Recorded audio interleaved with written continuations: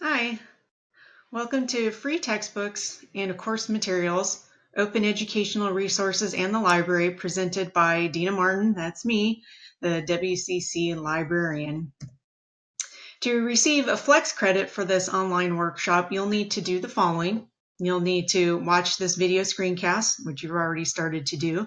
You'll complete a quiz, complete an assignment, and take a screenshot of the module to show your grades that you got for those assignments. And then you're going to follow the college's instructions for manually adding this workshop to your Flex agreement. And let me just show you what that will look like. When you log in to Canvas, you'll see the module for this includes the introduction, the presentation itself, the quiz, the activity, which when you click on it, it'll lead you to a link with this worksheet on it on a Google Doc, which, by the way, if you need help with this, Google's pretty easy to use. I am signed in, but if you don't have a Google document, usually there's the option, most of the stuff would be grayed out unless you're logged in, but there's the option to download as Word. And if you do have a Google account and you're just not signed in, you can also make a copy and save it to your drive and fill it out there. Which, by the way, I've set up the assignment so you can both upload files as well as share a link, such as the one you would get through here. Once you fill out your own assignment, you're ready to go, you would get the link and put that in. So we have several options to help you get that assignment up there. There's also a discussion that we're asking you to do. So just read the prompt and talk about that, because the idea is to get you thinking about OERs, getting you looking at OERs, and also talking about OERs in hopes that you will adapt them in some way and eventually be able to find OERs that'll work so students don't have to pay for textbooks in your courses. And then once you've completed all these, if you go to Grades in Canvas, select Module if it's not already selected, and then the first three that say, I'll say Free Textbooks, this is what you want to make sure to take a snapshot of that then you'll upload to the Flex agreement online. And this has a check by it. It may look different. You may see it so it looks like this, where it has a little link, because that means I shared a link when I submitted a sample assignment. And in this case, there it shows that the discussion post was posted, but it's not graded, which, by the way, we're not actually grading these. It's just a pass, no pass, and that doesn't really matter which screen. If your screen looks like this or like this, you should be able to get Flex credit for it. And then if there are any issues, if it's with the Flex system itself, you talk to the current Flex coordinator. And if it's anything with this workshop, let me know, and then I can help with that or with the Canvas part of it. So that is, and I also wanted to show you when you submit it online through the Flex website, you will have to submit the supporting documents, which is why you're taking that screenshot. So then you'll upload that screenshot as part of your proof that you've finished this online workshop. Okay, so let's talk about outcomes. As a result of watching this video and completing the assignments, I hope that you'll be able to list different methods of incorporating open educational resources and other free resources in your courses, identify possible sources of open educational resources and other materials for your courses, and understand the different methods of embedding an open educational textbook in Canvas. In this example, we'll be using PDFs. And so we'll start by talking about some OER basics, just in case somebody is watching this and they're not very familiar with OERs. And if you are, it'll just be a great refresher for why you're interested in doing it. I'm going to talk about some options besides open educational resources. I'm going to talk about how Library Science has adopted an OER for their textbook starting this semester. Talk about different sources to help you locate open educational resources for your courses, and make sure you know about the different activities that I've already talked about in Canvas. So let's start with some OER basics. So this video is just called Introduction to Open Educational Resources, and it's about 3 minutes and 46 seconds, and it should play here in the video.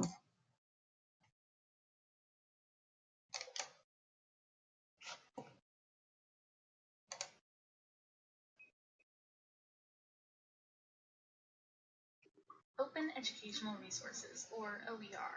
What are they, and why should you use them in your courses? Today, we'll answer that question. But first, we have to ask why. There's a problem in higher education today, the problem of high textbook costs. Students today are having a rough time affording all the costs of higher education, and textbooks are a big part of that. According to the Bureau of Labor Statistics, textbook costs have risen 88% over the last decade, more than 3 times the rate of inflation. These high costs can have a huge impact on students, causing them to drop classes and even majors. In fact, some students have reported not buying the textbook they need for a class just because they know they can't afford it. It's not worth the cost. So, what's the answer to this problem? Well, one answer is open educational resources. Open educational resources are educational materials like syllabi, workbooks, textbooks, and videos that are openly licensed and freely available to use and reuse online. The open licenses used for OER give users more freedom to work with the resources than copyright law usually allows. The most common open licenses for OER are Creative Commons licenses. These customizable licenses show users what they're allowed to do with your resource. Can they edit it, sell an adapted version of it, combine it with other materials? These licenses make the answers clear. Now, you might wonder, do OER really help students? Well, having freely available resources removes the roadblock that high textbook costs place on education and makes the materials more accessible for everyone. And classes that use OER aren't too different from traditional classes either. Studies have shown that classes using open educational resources have similar prep times, same or better test scores, and lower drop rates than classes using traditional textbooks. It just makes sense. If students aren't scared and worried about affording their course materials, they're able to put the time and effort into their classes that they need to succeed. Now let's look at how you can use these resources. You have 4 options when you want to use an open educational resource in your class. You can adopt it as is, adapt it to fit your class better or to update the material, create something new to share with educators around the world, or combine multiple resources into one that really matches the needs of your class. You can find OER on various online repositories, but one I really recommend is the Open Textbook Library. Here you can find most of the open textbooks available online, as well as reviews from faculty that have used them in their classes. It's important to remember that you don't have to go into this blind. There is support out there. Other repositories like OpenStax have highly rated materials for introductory or general education courses like astronomy, physics, and chemistry. And if your students prefer print books, OpenStax offers those too.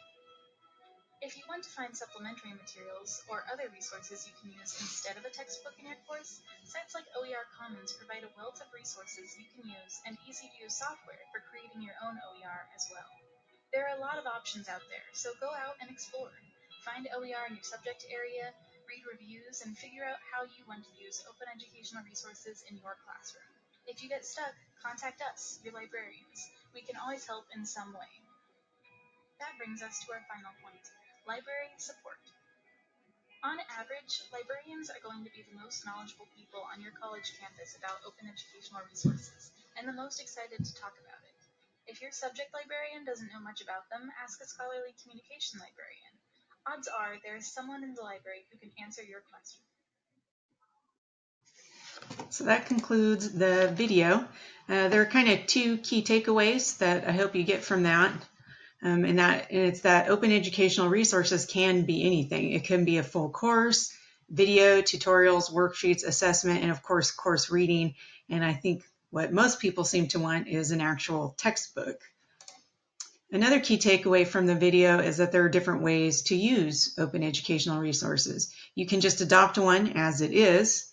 You can adapt it and make changes. And then the idea is you're supposed to share the updates or the changes so others can also use it.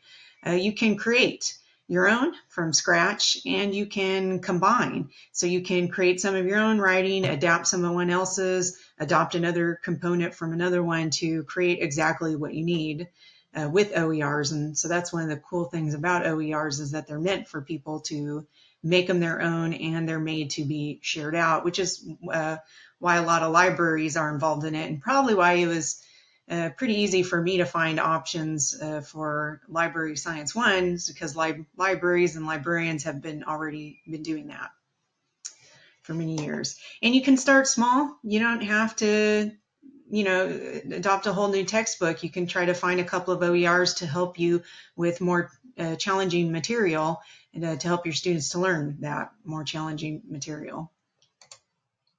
Another thing I want to challenge you to do is think outside the Open Educational Resources Playbook and also consider the college library.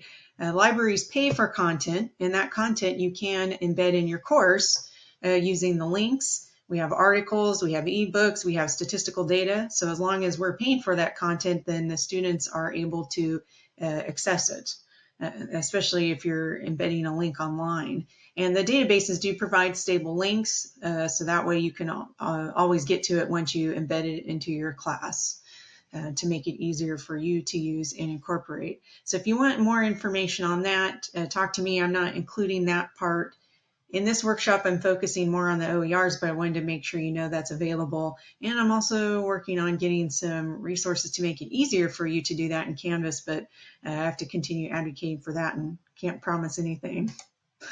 So let me talk about how Library Science adapted an open educational textbook starting this year. As I already mentioned, it was pretty easy because librarians naturally share information and collaborate. So there were several choices for me out there once I looked around. Although I did ask other librarians when I was at meetings to see which ones that they were using and kind of get their take on it. And so that also kind of helped me narrow it down. But I still reviewed several of them and picked the one that I thought would be best for our students at Woodland.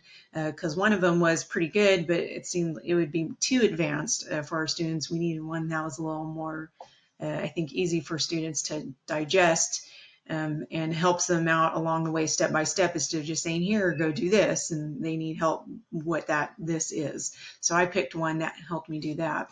And the book I picked was Choosing and Using Sources, A Guide to Academic Research. And that was my goal, was to just adopt a textbook, but I was open to the idea of combining it with other OERs and other just web resources that I can do if needed, which I kind of naturally do in class. I end up showing a lot of different tools that different libraries have put together, and so it just worked very well. So let me show you what my textbook looks like, because there are different ways to embed it into Canvas. So the textbook I chose is Choosing and Using Sources, A Guide to Academic Research. And this one's available in different ways to interact with it. This is the web-based version of it. And even though it says login up here, you do not have to log in because this is from Ohio State University. So obviously we wouldn't have logins. But I showed the students on the first day of class that they can interact and they can jump over to say chapter 6, which I know we're only in week 2, 3 of the semester, and we're kind of jumping around. And so we're already talking about evaluating resources in this chapter. So they do have to scroll down, and then they can turn the pages, they can go back to the home or the table of contents. So that's the web version. A lot of students may not want to read the live version, plus they have to scroll down. I know a couple students already commented on that. So if I come down, I can find this additional book formats, which I have noticed this on other sites and other OERs as well, that they do usually give you multiple options for reviewing an open textbook. So if I click on this, I get the option to download the full book as the web version, download a PDF, download an EPUB book or an iBook, or download the Kindle file so it can read on the Kindle. Now, I didn't provide all these to students. I just went with the PDF because it's pretty portable and seems to work for almost everyone. And notice here, they also just go chapter by chapter. So then I can either embed that view or download the file and share that with students as well. And let me show you a few different ways to do that. So for my course, on the course homepage is where I have the syllabus as well as links to the textbook. And you'll notice that I provided 2 links to the full textbook, the web version and the PDF version. And I explained what these were to students on the first day of class. Some other options you have are to embed them in modules. So this is just an example of what a module could like. So I just named it week 1. I'm not actually currently doing this, but this is one way to do it. And within here, we can have different content pages, different discussion posts. And then this right here is the little clue that says that it's download it's a download. So if we click on this, it just takes us to a page where we can download the PDF, and then the student would download it and open it up and be able to start reading that. And this one is just for the chapter. And notice it also views in the screen. It just takes a little while to load up. So in this case, it always starts with the title page, and then it jumps to the chapter I want. Now, if for some reason you wanted to use a PDF, but you didn't want students to read the whole thing, and they didn't give you that option to do just the chapter, there is a way that you can do that yourself. And so start from the PDF. Let's just say, for example, we just want students to read this introduction. So notice the introduction is on page 5, 6, and 7. So what I do is I'm just going to send it to the printer, but instead of selecting a printer, I'm going to say save as PDF. That's my destination. And then when I hit save, it'll then give me the option to select where I want to save it to on my computer. And then I can say this is just the introduction. And then once I have it saved on my own computer, I can then upload it or link it in different ways. So that's the example of how to just capture a couple different pages, which works well not only for OERs, but possibly other items that you might be using in your course as well, in case you didn't know that little trick. Let's see, so I showed you, I think I showed you everything there. I showed you how, the other page I wanted to show you was the files page. So you could also include the book in your files for your class. And this one I create a folder called textbook.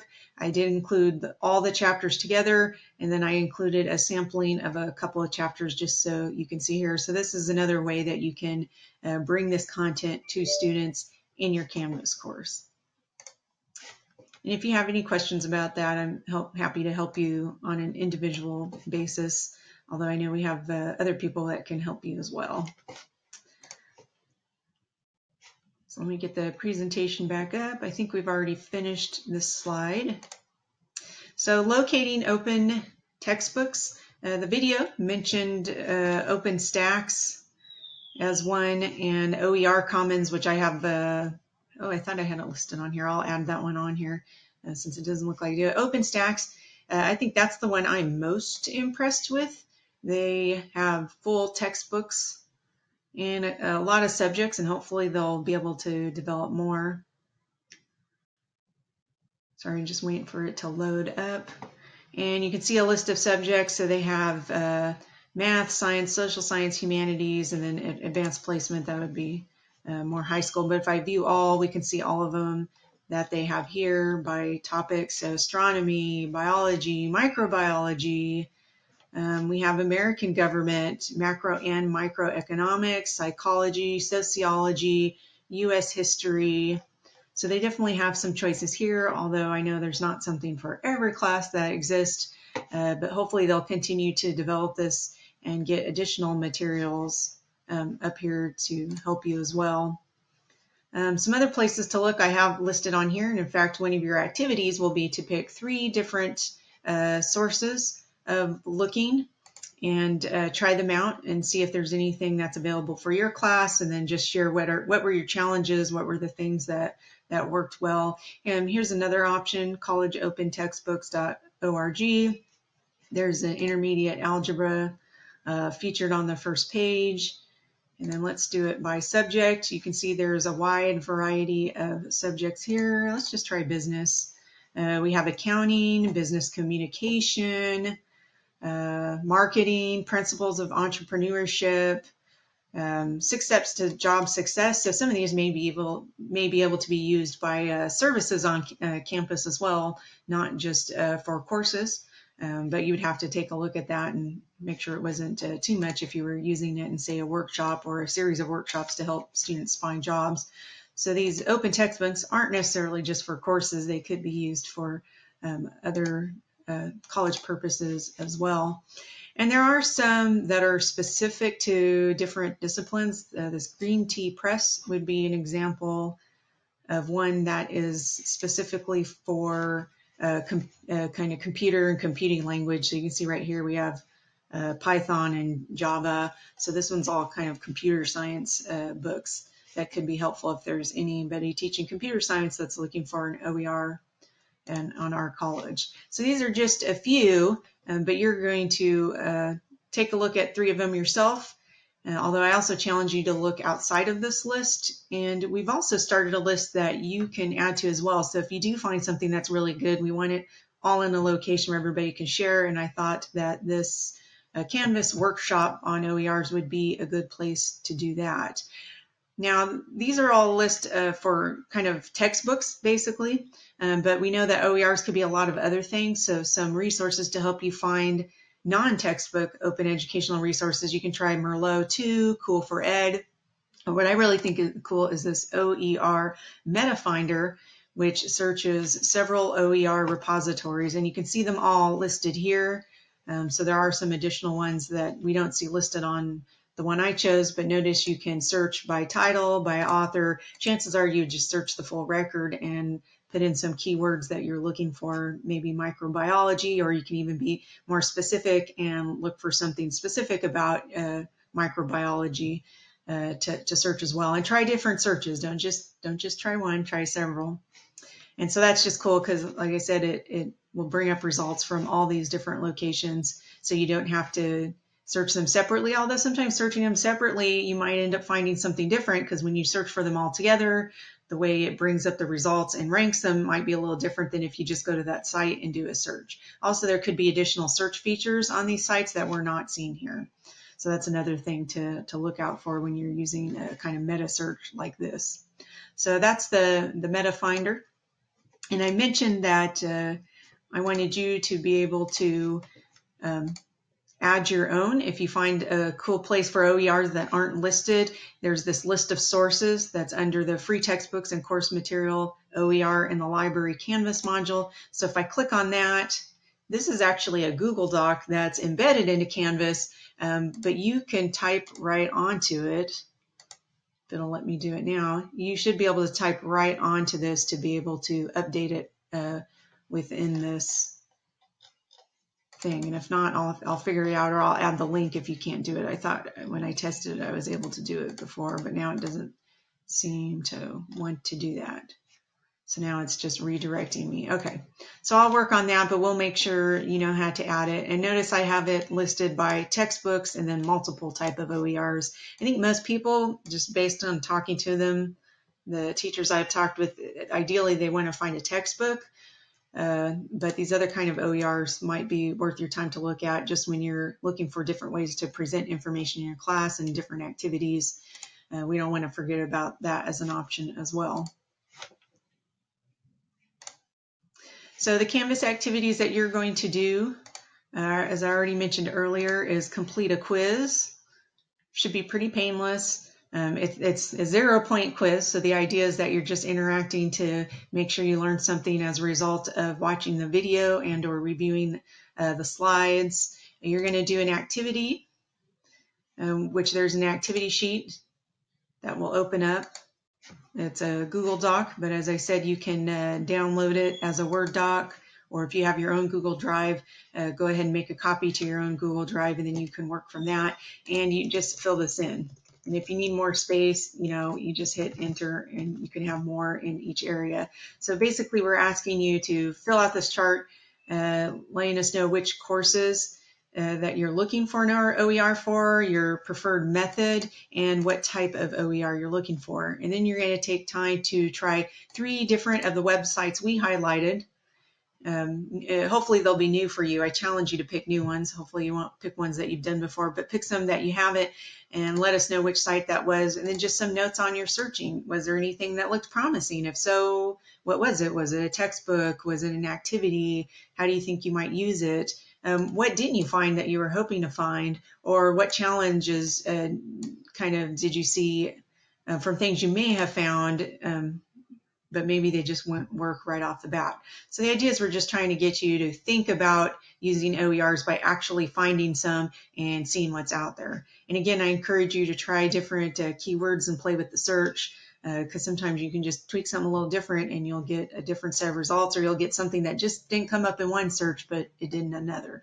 And that's all you have to do for this activity, other than, of course, submit it. On this test student, I've already submitted it once, so it says resubmit, but this also gives you some practice seeing what Canvas is like for students as well. And then the last activity you'll do is the discussion post.